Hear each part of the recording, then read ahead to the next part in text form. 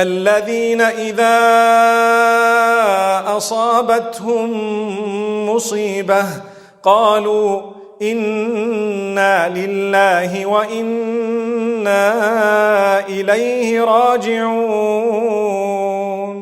Those whom, when calamity strikes, when hardship, difficulty, grief strikes, they say, we all belong to Allah and we're all going to return to Allah. Not just the person I lost, but myself as well. I'm going to go back to Allah. This world is temporary. The worldly life is predetermined by Allah. How long you're going to live is predetermined by Allah subhanahu wa ta'ala. That doesn't mean you must be careless, but what it does mean is you must accept when Allah has taken someone away, and you must realize that you and I could go at any time. So if Allah has written for your spouse or for your son or for your parent or for a sibling of yours to pass away at a certain age, there is nothing you can do to change that. But there is something you can do to be able to go through the decree of Allah with a little bit more ease and comfort with the help of Allah alone.